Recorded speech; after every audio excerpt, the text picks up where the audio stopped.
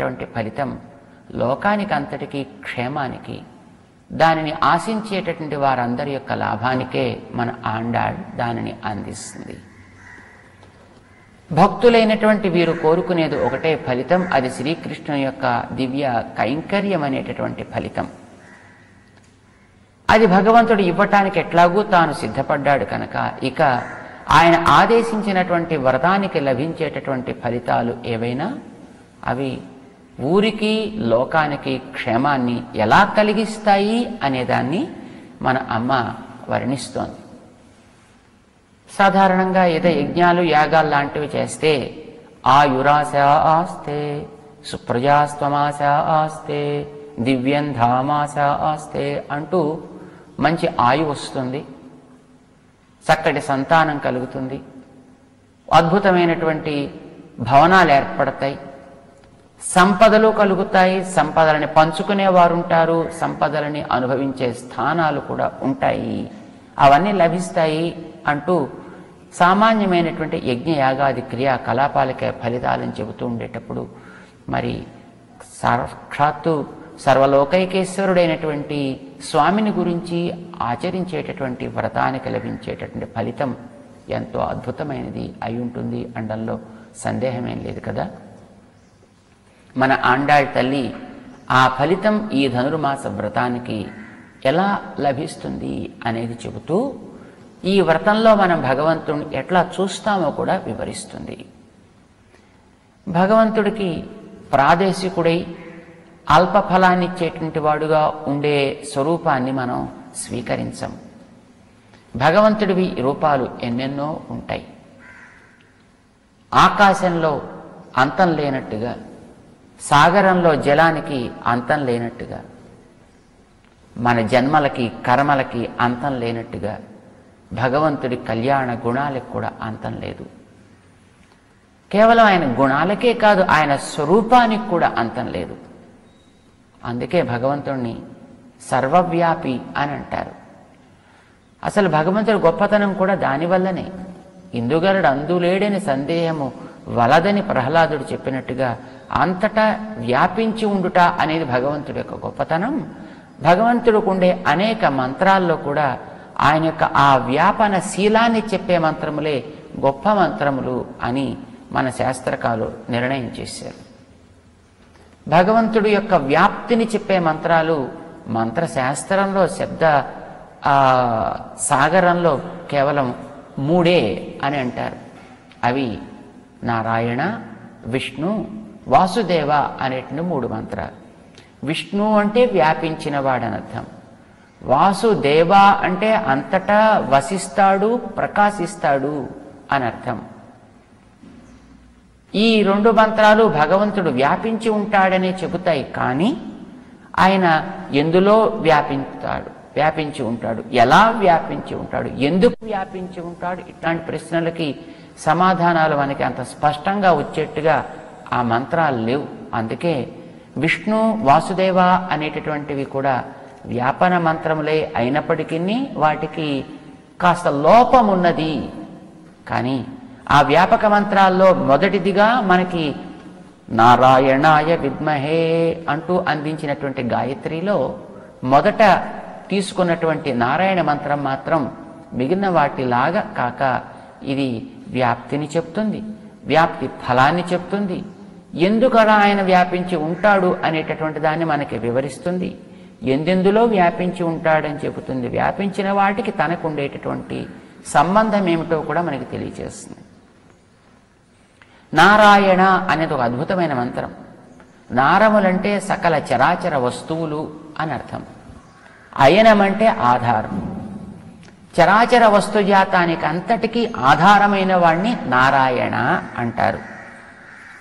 చరాచర వస్తువులన్నిట ఎట్లా వ్యాపిస్తాడు అంటే లోపల బయట కూడా వ్యాపిస్తాడని చెప్పేది నారాయణ మంత్రం. నారా అయన. సంస్కృత భాషలో వీటిని కలిపేటప్పుడు కొన్ని సమాసముల ద్వారా శబ్దాలని కలుపుతూ ఉంటారు. అందులో 2 రకాలైనటువంటి, ఒకటి తత్పురుష అంటారు, ఒకటి బహువ్రీహి అని అంటారన్నమాట. తత్పురుష అంటే నారములన్నింటికీ తాను ఆధారమైన వాడు, అన్నిటినీ తాను ఆధారంగా తన లోపల పెట్టుకున్నవాడు అని ఆ సమాసం మనకి తెలియచేస్తుంది. బహువ్రీహి అని మరొక సమాసం ఉన్నది. నారములన్నింటికీ తాను లోపల ఉండి ఆధారమైన వాడు అని అది చెబుతుంది. అప్పుడు లోపల వ్యాపించి ఉండుట అనే లక్షణం చెబుతుంది. అర్థాత్ ఈ రెండు సమాసాల ద్వారా తాను బయట ఉండువాడు, తాను లోపల కూడా ఉండువాడు అని చెప్తుంది అన్నమాట. అయన అనేటటువంటి శబ్దం చేత ఆయన అన్ని గుణములు కలిగి ఆధారమై వాటికి చెయ్యి చాస్తే అందేటట్టుంటాడు అని చెబుతుంది. అంటే ఆయనలో సౌలభ్యాది గుణాలున్నాయి అని చెబుతుంది. లోపలుంటాడు కనుక దగ్గరవాడు, పైన ఉంటాడు కనుక పరుడు, కనుక పరత్వ సౌలభ్యాలనే గుణాలున్నాయని చెబుతుంది. జ్ఞానులు కూడా ఈ నార శబ్దమునకు చెందిన వారు కనుక అలాంటి వారిని కూడా గ్రహించువాడు తాను జ్ఞానం కలవాడు. జ్ఞానం కలిగిన వారు చెయ్యి చాస్తే తాను అందేవాడు కనుక తాను గొప్ప జ్ఞానం కలవాడు. వీరిని అందుకోవాలంటే వీరిలో ఉండే దోషాలు తొలగించాలి కనుక అవన్నీ తెలిసినవాడు, వారి యందు దోషములున్నాయని దూరం చేయని వాత్సల్యం కలవాడని చెబుతుంది. వాటిని తొలగించడానికి యోగ్యమైన శక్తి కలవాడని చెబుతుంది. అర్థాత్ ఆయనలో పరత్వం ఉంది, సౌలభ్యం ఉంది, సౌశీల్యం ఉంది, వీటన్నిటినీ తనవనుకునే స్వామిత్వం ఉంది, వీటి యొక్క యోగ్యతను గుర్తించగలిగేటటువంటి జ్ఞానం ఉంది, సర్వజ్ఞత్వం ఉంది. తనని ఇది చేస్తానంటే ఎవడు అడ్డే సాహసం లేనంత గొప్పతనం, అలాంటి సర్వశక్తి ఆయనలో. ఎంత ఇచ్చినా తరగని నిండుతనం అంటే పూర్ణత్వం ఉన్నది ఆయనలో. ఇవన్నీ నావి అని అనుకునేటటువంటి సంబంధము ఉన్నది అంటూ అనేక కళ్యాణ గుణాలకి తాను ఆకరమని నారాయణ మహామంత్రం చెబుతోంది. అదే మనకి ఈ ధనుర్మాస వ్రతంలో ఉపాస్య మంత్రంగా మన ఆండాళ్ అనుగ్రహించింది అని మనం మొదటి పాటలో తెలుసుకున్నాం. అయితే ఆయన ఎట్లా వ్యాపించి ఉంటాడు, ఎంత మేర వ్యాపించి ఉంటాడు, క్రిందనా పైన అనేది ఈవేళ మన అమ్మ మనకి వర్ణిస్తోంది. ఆయన యొక్క వ్యాప్తిని చూపటానికే తాను అవతారాలు ధరిస్తాడు.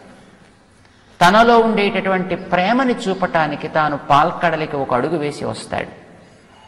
అది ఒక ఊట స్థానం లాంటిది. కొన్ని కొబ్బరి బొండాలు లాంటి వాటిని నీట నానపెట్టి అందులోంచి క్రమంగా మొలకు వచ్చేట్టు చేస్తారు. దుంపలని వాటిని నీటిలో ఉంచి కొంతకాలం ఆపితే అందులోంచి చిన్న చిన్న మొలకలు పిలకలుగా వస్తాయి.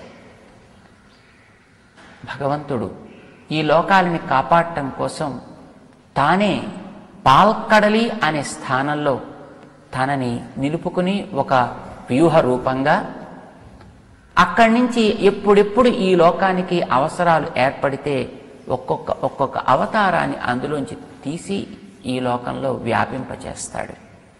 అలా తాను ధరించిన అవతారాలు ఎన్నెన్నో, లెక్కకు అందనన్ని.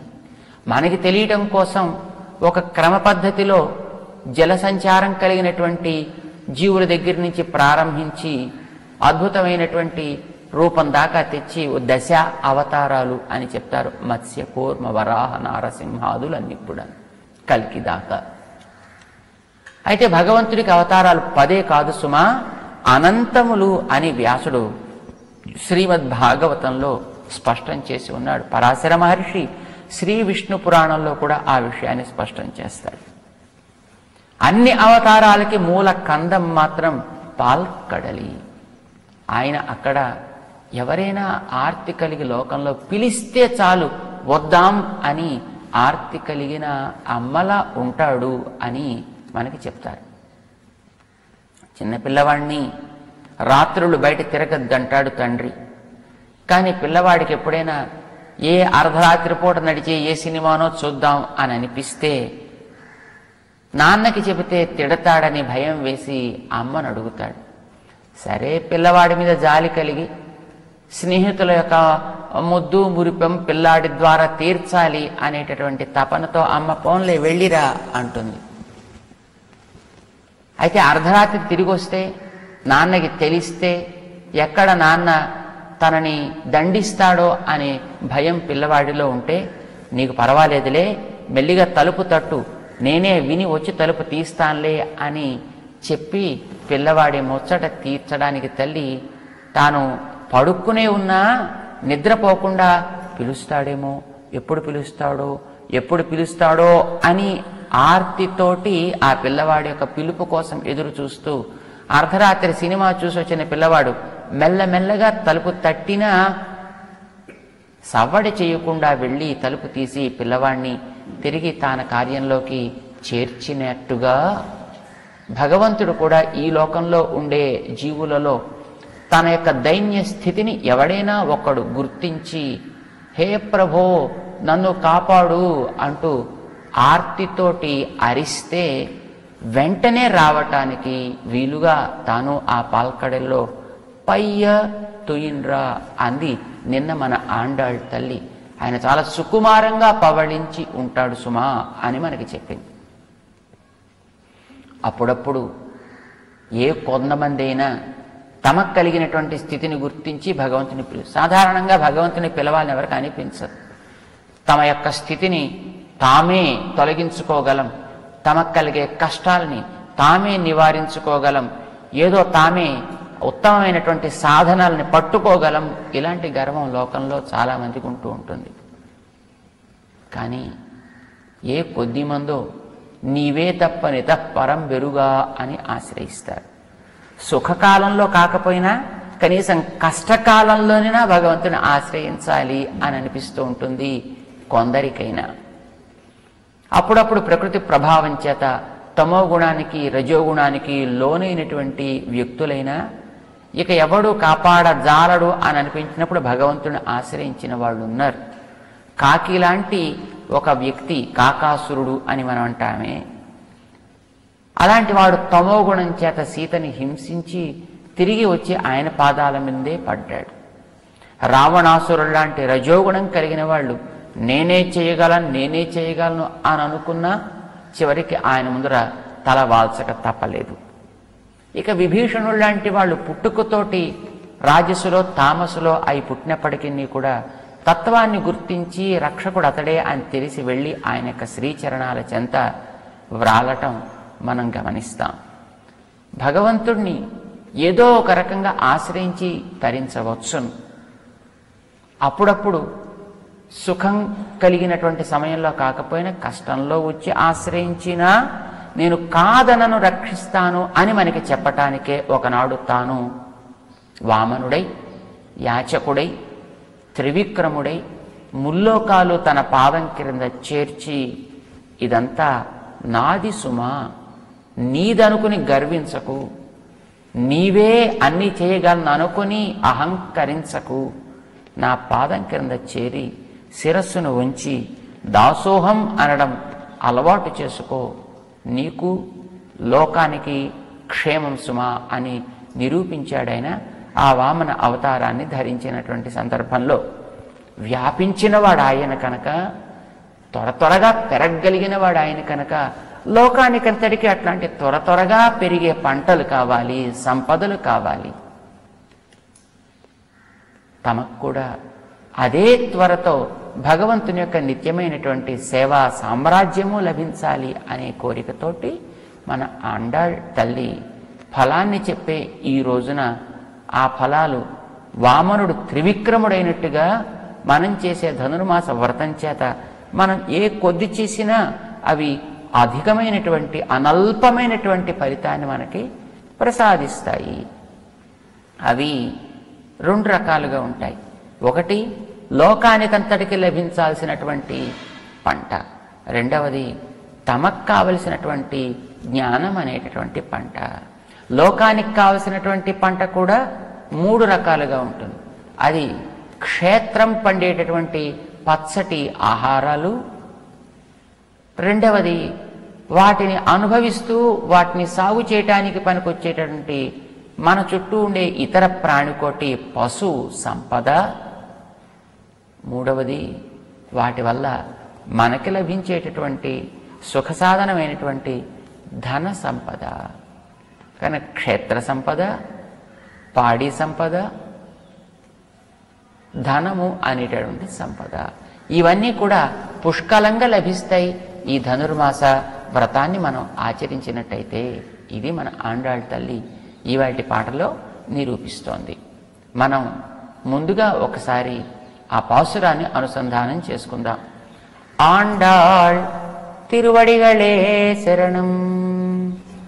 ఓంగి ఉలగళந்த உத்தமன் பேர் பாடி நாங்கள் நம் பாவைக்கு சாத்தி நீராடினால் தீங்கின்னி நாடெல்லாம் திங்கள் மும்மாரி பெய்து ஓங்கு பெரும் சென்னலூடு கயலுகள பொங்குவளை போதில் பொறிவண்டு கண் படுப்பா தேங்காதே புக்கிருந்து சீத்த முலை பத்தி வாங்க குடம் நிறைக்கும் வள்ளல் பெரும் பசுக்கள் நீங்காத செல்வம் நிறைந்து ஏலோரெம்பாவாய்.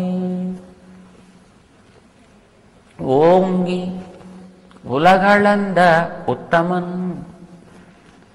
ఏదైనా నామం స్మరించాలి అంటే, ఎవరిదైనా పాట పాడాలి అంటే ఎలాంటి వాడి పాట పాడాలి?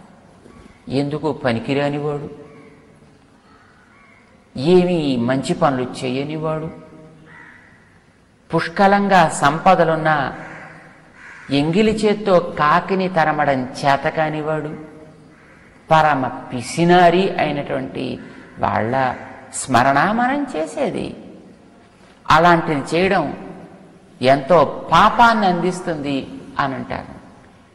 ఏ మాటైనా పలకచ్చు తప్ప అట్లాంటి వాడు పేరు పలకడం కూడా పాపావహమే అని అంటారు. అట్లాంటి వాడి పలుకు కాదు మనం పలకవలసింది. ఎవడైతే లోకక్షేమం కోసం తానేమైనా పర్వాలేదనుకునే మహనీయుడు సజ్జనుడు అని అంటారు. లోకంలో స్వార్థం ఇసుమంత లేకుండా కేవలం లోకహితానికై కృషి చేసేటటువంటి వ్యక్తిని ఉత్తముడు అని అంటారు. ఇతరుడికి లాభం కలిగిస్తూ తన లాభాన్ని కూడా చూసుకునేవాడిని మధ్యముడు అని అంటారు. తన లాభం తప్ప ఇతరుడి సంగతి పట్టించుకోని వాడిని అధముడు అని అంటారు.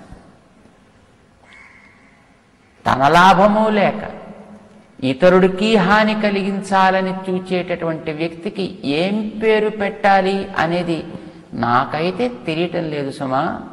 ఏతు ఘనంతి నిరర్ధకం పరహితం తేకే న జానీమహే అంటాడు భర్తృహరి అనేటటువంటి మహానుభావుడు తన యొక్క నీతి శతకంలో. ఎవరైతే కేవలం తన స్వార్థాన్ని పూర్తిగా మరచిపోయి పరహితం కోసమే చెట్లు తాము ఎండలో నించున్నా, వానలో నిలబడ్డా, చలిలో నిలబడ్డా తన క్రింద చేరిన వారి సౌఖ్యమే లక్ష్యంగా ఉన్నట్టుగా ఉండే మహానుభావుల్ని ఉత్తములు అని అంటారు. భగవానుడు శ్రీ మహావిష్ణువు ఉత్తముడు. ఎందుకని? ఆయన చేసిన కృత్యాన్ని చూడండి. ఓంగి ఉలగళంద ఉత్తమన్. ఆయన ఉలగు అళంద లోకమంతటిని కొలిచెను. ఎప్పుడు? ఓంగి, పెరిగిన నాడు. ఇంతకంటే ఇంకా మనం వేరే వివరించాల్సిన అవసరం లేదు. లోకం కోసం పెరిగినవాడు, లోకాలు కొలిచినవాడు ఒక్కడు మనకి చరిత్రలో. కొలవగలిగే సామర్థ్యం ఎవరికి ఉంది కనుక, పెరిగేటటువంటి శక్తి ఎవరికి ఉంది కనుక అది ఒకనికే ఉంది. ఎప్పుడు? ఒకనాడు భగవంతుడిచ్చినటువంటి సంపదలతోటి తృప్తి చెందక పరులను కూడా పీడించి పొందాలనుకునే ప్రవృత్తి ప్రబలిన నాడు భగవంతుడు లోకాలన్నింటినీ కూడా చక్కగా పంచి ఇంద్రుడికి కొంత, బలిచక్రవర్తికి కొంత, మీరు హాయిగా అనుభవించండోయ్ అని ఇచ్చాడు. ఇంద్రుడు తనకుండేటటువంటి వాటితోటి గర్వించి కన్ను మిన్ను కానక ఉండిపోయాడు. అదే అదననుకొని బలి తనకుండేటటువంటి కండ కావరం చేత ఆ ఇంద్రుని కూడా కొట్టి చితక్కొట్టి అతని రాజ్యాన్ని కూడా లాక్కుపోయాడు. తిందామని నోటి ముందర పెట్టుకునేటటువంటి ఒక పలహారాన్ని, ఏదో ఒక అపచ్చులని ఆ పిల్లవాడి చేతిలోంచి ఏదో ఒక కాకో గెద్దో వచ్చి లాగుకుపోయినట్టుగా ఇంద్రుడికి ఇచ్చినటువంటి రాజ్యాన్ని అంతటినీ బలి చక్రవర్తి లాక్కుపోతే లబోదిబోమంటూ పాపం ఏడ్చాడు, భగవంతుణ్ణి శరణాగతి చేశాడు, తాను కష్టపడుతున్నాను అని భగవంతుడి దగ్గర శిరస్సు వంచాడు ఇంద్రుడు. సరే పోన్లే ఏదో కారణం చేత వచ్చావు కదా, నీకు కావాల్సింది నేను చేసి పెడతా అని బలిచక్రవర్తి దగ్గర రాజ్యం తిరిగి ఇంద్రుడికి ఇవ్వాలి అని అనుకున్నాడు. ఇతర అవతారాల్లో ఆనాడు ఉండేటటువంటి ఈ దేవతలని భక్తుల్ని హింసించినటువంటి వ్యక్తుల దగ్గరికి వారిని సంహరించడానికి వెళ్ళాడు పరమాత్మ. కానీ బలిచక్రవర్తిని సంహరించలే. కారణం మిగతా వారికంటే బలిలో ఒక వైలక్షణ్యం ఉంది. బలి దగ్గర దాతృత్వం ఉంది. ఎవరొచ్చి ఏదడిగితే దాన్ని లేదనకుండా ఇవ్వగలిగేటటువంటి ఔదార్యం ఆయనలో చాలా ఎక్కువ. పోన్లే నీకు తగినట్టుగా నేను వస్తా, నువ్వెట్లా ఉంటావో నన్ను నేను అట్లా మలుచుకోవడం లక్షణం కనుక నువ్వు ఇచ్చే దాతవైతే నేను పుచ్చుకునే ప్రతిగ్రహీతలా వస్తాను అంటూ భగవంతుడే యాచకుడై వెళ్ళాడు. ఎవడిది వాడికి ప్రసాదించడం కోసం తానిచ్చిన దానిని తిరిగి మళ్ళీ తీసుకుని అది ఎవరికి తగునో వారికి ఇవ్వడా అని అనుకున్నప్పుడు భగవంతుడికి కూడా ఆ వ్యక్తి యొక్క లక్షణానికి తగినట్టుగా తనని యాచకుడుగా మార్చుకోవాల్సి వచ్చింది. యాచకుడు అంటే చాలా నీచమైనటువంటి స్థితి కదా. లోకంలో మిగతా వృత్తుల కంటే యాచనా వృత్తి అనేది చాలా దైన్యాన్ని కలిగిస్తుంది. అంతే కదా, మనిషిని చాలా చులకనైపోయేటట్టు చేస్తుంది, తేలికైపోయేటట్టు చేస్తుంది. నలుగురిలో వాడు దూది కంటే పరమ తేలిక అని అంటారు. లోకంలో ఏదైనా విలువ లేదైతే గడ్డిపోచ వాడు అంటారు. అంటే గడ్డిపోచ అనేది చాలా తేలికైంది అన్నట్టుగా. అయితే ఆ గడ్డిపోచ కంటే కూడా తేలికైనది దూది కదా. కాస్త గాలిస్తే ఆ దూది కాస్త ఎగిరిపోతూ ఉంటుంది కదా, ఇటు అటు ఇటు అటు. ఇది దూది. ఆ దూది కంటే యాచకుడు ఇంకా తేలిక అంటుంది మనకి నీతి శాస్త్రం. ఆశ్చర్యం వేసింది వినేవాళ్ళకి. ఏమిటండి మరి బొత్తిగాను, దూది పింజె కంటే తేలికైతే బోళ్ళత గాలి వేస్తే దూది ఎగిరినట్టుగా వీడు ఎగిరిపోద్దా అంటే వీడిని ఎగరగొట్టేద్దామనే గాలి అనుకుంటుంది. కానీ వాడు యాచకుడు కదా, చేత వాడి దగ్గర ఎగరకూడదా అని పెడితే గాలిని చూసి గాలిగారు ఓ 25 రూపాయలు అప్పు కావాలి ఇస్తారా సార్ అని అడిగాడు అనుకోండి. గాలికి కూడా పాపం అది ఒక రకమైనటువంటి స్థితిని కలిగిస్తుంది, కాస్త ఎంబారాసింగ్ సిచ్యువేషన్ కలిగిస్తుంది. కనుక గాలి కూడా వాడికి లేదు అనలేక తను వాడి దగ్గర వెళ్ళడం మానేస్తుంది. అడిగినప్పుడు అడిగించుకున్న వాడు ఇవ్వకపోతే ఉండలేడు. అందుకే గాలి దేవతకైనా అడిగించుకున్న తర్వాత తాను ఇవ్వకపోతే అది తన స్వరూపానికే విరుద్ధం కనుక వాడి జోలికి పోనే పోదు అని అంటారనమాట. మామయం యాచయిష్యతి ఇతి, నన్ను వీడు కూడా యాచన చేస్తాడేమో అనే వాయునా నహి నీతోసౌ, గాలి వాడిని ఎగరగొట్టడం లేదు అని చెప్తారనమాట. అంటే అంత తేలికైనటువంటి యాచనావృత్తిని కూడా చేయడానికి భగవంతుడు వెనుకాడలేదు.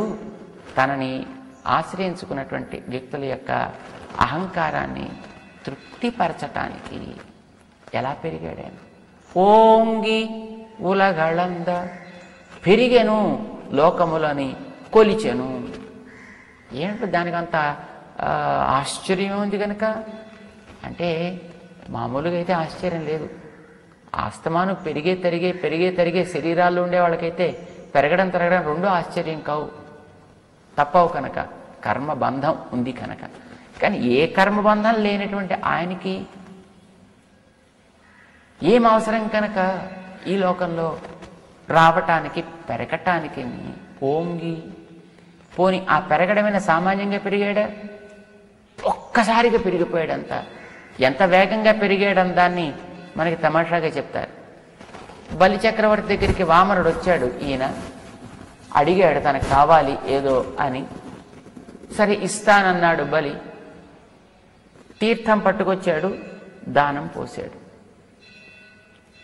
ఈ దానం పోసినప్పుడు చేతిలో పడ్డ నీళ్లు నేలని తాకే లోపు భగవంతుడి యొక్క పాదం పెరిగిపోవడం, ఇంతింతే అంతంతే ఎంతంత అయిందో తెలియకుండా అయిపోవడం. ఆకాశంలో ఉండేటటువంటి సూర్యుడు మొదట ఆ పెరిగే రూపానికి కిరీటం మీదుండే మణిగా, క్రమంగా నుదుట ఉండేటటువంటి ఒక బొట్టుగా, క్రమంగా ముక్కు దగ్గర ఉండేటువంటి ఆభరణంగా, క్రమంగా కంఠాన్ని అలంకరించే ఆభరణంగా, వక్షాన్ని, హృదయాన్ని, నాభిని, ఆయన యొక్క పాదాలని క్రమంగా క్రమంగా క్రమంగా ఆయన యొక్క ఆ పాదాల అంచులో బ్రొటనవేలు అంత బ్రొటనవేలు మొదట ఉండేట్టుగా సూర్యబింబం అయిపోయింది అని అంటే చూస్తూ ఉండగానే ఎంత వేగంగా ఆయన పెరిగిపోయాడు అనమాట, ఎంత పెద్దగా పెరిగిపోయాడు అనమాట. నిజానికి కొత్తగా పెరగాల్సిన అవసరం లేదు, కానీ అంతటా వ్యాపించిన తన రూపాన్ని చూపించాడు. ఆనాడు ఆ రకంగా పెరిగిపోయినటువంటి స్వరూపం బ్రహ్మలోకం దాకా పాదం వెళ్ళిపోతే బ్రహ్మ కడిగిన పాదమైంది. ఆదరాబాదరా తన లోకంలోకి స్వామి యొక్క పాదం వచ్చేస్తే ఏం చేయాలో తెలియక చతుర్ముఖుడు పద్మంలో కూర్చున్నవాడు తన హృదయాన్నే కమండలుగా మార్చి తన యొక్క జ్ఞానం, వైదికమైనటువంటి జ్ఞానాన్ని అందులో నీటిగా నింపి ఆ కమండల ఆ వైదికమైనటువంటి తీర్థంతో తన లోకాన్ని చేరినటువంటి ఆ స్వామి యొక్క దివ్య పాదాన్ని కడిగితే ఈ కడిగిన పాదపు నీరు, చేత ఉంచినటువంటి ధార, ఇవి రెండు ఒకసారి నేలని తాకేయి అంటే ఎంత వేగంగా పెరిగినట్టయినా. పెరగడము, బ్రహ్మగారు చూడడము, వెంటనే తీర్థం తేవడము, అర్పించడము, ఆ నీరు క్రిందకి చేరటం, ఇది ఎంత వేగంగా జరిగింది అనడాన్ని మనకి సూచించేటటువంటిది అన్నమాట. అంటే భగవంతుడు రక్షిద్దాం లోకాలను అనుకునేటటువంటి రక్షణ త్వర ఆయనలో తెలుస్తుంది అన్నమాట. ఇంద్రుడికి రాజ్యం ఇవ్వాలి అనేటటువంటి తపన, బాధపడే తన పిల్లల యొక్క దుఃఖాన్ని తీర్చాలి అనేటటువంటి వాత్సల్యం, అహంకరించి తప్పు చేసినవాడు ఇంద్రుడు అవుగాక, కానీ తనను ఆశ్రయించి రక్షించమన్నాడు కదా, చాలు రక్షిద్దాం అని అనుకున్నటువంటి ఆయనలో ఉండే ఉదార ప్రవృత్తి, భగవంతుడికి ఆ రకమైనటువంటి ప్రేమ మన మీద ఉంటుంది. ఆయన ఓంగి ఒకసారి కాదు ఎన్నోసార్లు పెరిగాడు, ఒకసారి కాదు ఎన్నోసార్లు ఈ లోకాన్ని కొలిచాడు కూడానే. రాముడే అయోధ్య నుంచి లంక దాకా తాను పాదములతోటి నడచి నడచి కొలుచుకున్నాడు. ఒకసారి ఎన్నిసార్లు ఆయన ఇలా లోకరక్షణ కోసం ఓంగి ఉలగళంద, జన్మ కర్మ లేనివాడు మన కోసం జన్మ కర్మ ధరించాడు. ఇది ఆశ్చర్యం. ఇది భక్తుల పాలిటి హృదయాన్ని ద్రవింపచేసేటటువంటి భగవంతుడి యొక్క గుణం. లోకంలో మళ్ళాంటి వాళ్ళం పుడతాం, పెరుగుతాం, మళ్ళీ తరుగుతాం, నశిస్తాం. ఈ మధ్యలో కర్మ కోసం ఎన్నెన్నో పనులు చేస్తాం. ఆయనకి ఏమిటి అవసరం కనుక చేత జన్మకర్మ అవసరం లేకపోయినా మనని బాగు చేయాలనే తపనతోటి మన స్థాయికి తాను దిగొచ్చేస్తున్నాడే ఆశ్చర్యం. ఓంగి ఇందులో రహస్యం ఉందని చెప్తారు. జన్మ కర్మ అనేవి మనం వెనకాతల ప్రేరణకి తట్టుకోలేక చేస్తాం, కానీ జన్మ కర్మ భగవంతుడు కూడా చేస్తాడు. అయితే ఆయనకి వెనకాతల ఉండేటటువంటిది ఏదో ప్రేరణ, సంస్కారాలు కారణం కావు. ఆయనకి ప్రేమే ప్రేరకం. ఆ ప్రేమతోటే ఆయన ఈ లోకాన్ని కాపాడటం కోసం వస్తూ ఉంటాడు. ఇదే మాట తను చెప్పుకున్నాడు. జన్మ కర్మచమే దివ్యం ఏవం యో వేత్తి తత్వతః.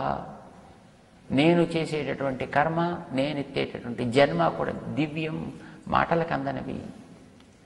ఇలా ఎవడైతే గుర్తిస్తాడో త్యక్త్వా దేహం పునర్జన్మ నైతి, వాడు ఈ కర్మబంధాన్ని కలిగించే దేహాన్ని వదిలివేసి కర్మ బంధించినటువంటి దివ్య దేహాన్ని పొందుతాడు. ఇది స్పష్టంగా స్వామి చెప్పాడు.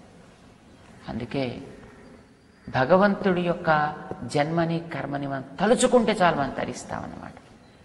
ఆశ్చర్యం ఏమిటంటే మన జన్మ మన కర్మ అంతటి భగవంతుణ్ణి కూడా ఈ లోకంలోకి లాక్కొస్తుంది.